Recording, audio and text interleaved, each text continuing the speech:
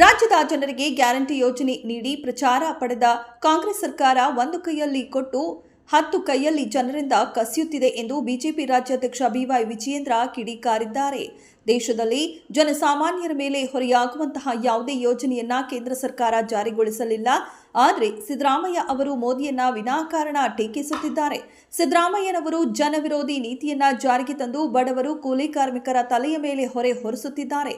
ಆದ್ದರಿಂದ ಕಾಂಗ್ರೆಸ್ ಸರ್ಕಾರವನ್ನ ಬುಡಸಮೇತ ಕಿತ್ತೊಗೆಯಬೇಕು ಎಂದು ಆಕ್ರೋಶ ವ್ಯಕ್ತಪಡಿಸಿದರು. ಕಾಂಗ್ರೆಸ್ ನಾಯಕರು ದಾಖಲೆಗಳನ್ನು ನಮ್ಮ ಕಚೇರಿಗೆ ಲಾರಿ ಕಳಿಸುವ ಬದಲು ಬೆಂಗಳೂರು ನಗರದಲ್ಲಿ ತುಂಬಿರುವ ಕಸವನ್ನ ಎತ್ತಲು ಅದನ್ನ ಬಳಸಿ. ಇದರಿಂದ ಬೆಂಗಳೂರು ಜನಕ್ಕೂ ಉಪಯೋಗ ಆಗಲಿದೆ. ಬೆಂಗಳೂರು ಕಸದಿಂದ ನಾರುತ್ತಿದೆ. ನಿಮ್ಮ ಲಾರಿಯಲ್ಲಿ ಆ ಕಸವನ್ನ ತುಂಬಿಕೊಂಡು ಹೋಗಿ ಬೆಂಗಳೂರನ್ನ ಕಸ ಮುಕ್ತಗೊಳಿಸಿ ಎಂದು ಡಿಕೆ ಶಿವಕುಮಾರ್ಗೆ ಜೆಡಿಎಸ್ ಯುವ ಘಟಕದ ರಾಜ್ಯಾಧ್ಯಕ್ಷ ನಿಖಿಲ್ ಕುಮಾರಸ್ವಾಮಿ ಟಾಂಗ್ ನೀಡಿದರು.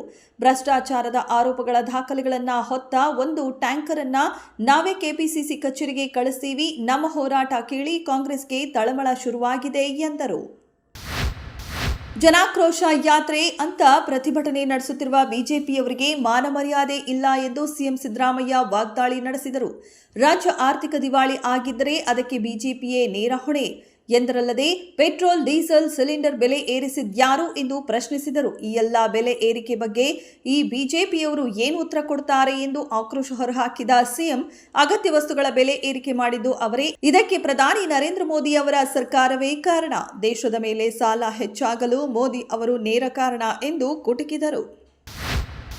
ಶಾಸಕರು ಯತ್ನಾಳ್ಗೆ ಜೀವ ಬೆದರಿಕೆ ಹಾಕಿರುವ ಆಡಿಯೋ, ವಿಡಿಯೋ ವೈರಲ್ ಆಗಿರುವ ವಿಚಾರಕ್ಕೆ ಸಂಬಂಧಿಸಿದಂತೆ ಏಪ್ರಿಲ್ 20ರ ನಂತರ ಹೋರಾಟ ನಡೆಸುತ್ತೇವೆ. ಆದರೆ ವೈರಲ್ ಆಗಿರುವ ಆಡಿಯೋ ಹಾಗೂ ವಿಡಿಯೋಗೂ ನಮಗೂ ಯಾವುದೇ ಸಂಬಂಧ ಇಲ್ಲ. ವಿಡಿಯೋ ಹಾಗೂ ಆಡಿಯೋ ಮಾಡಿ ಹರಿಬಿಟ್ಟವರ ಕಿಡಿಗೇಡಿಗಳ ವಿರುದ್ಧ ಕ್ರಮ ಕೈಗೊಳ್ಳಿ. ಮುಸ್ಲಿಮರ ಹೆಸರಿನಲ್ಲಿ ಯಾರೋ ಕಿಡಿಗೇಡಿಗಳು ಆಡಿಯೋ, ವಿಡಿಯೋ ಮಾಡಿದ್ದಾರೆ.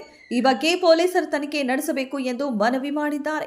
ಇದರಲ್ಲಿ ಯತ್ನಾಳ್ ಕೈವಾಡ ಕೂಡ ಇರಬಹುದು. ಈ ಬಗ್ಗೆ ತನಿಖೆ ಮಾಡಬೇಕು ಎಂದು ಮುಸ್ಲಿಂ ಮುಖಂಡ ಹಮೀದ್ ಮುಷರಫ್ ಮನವಿ ಮಾಡಿದ್ದಾರೆ.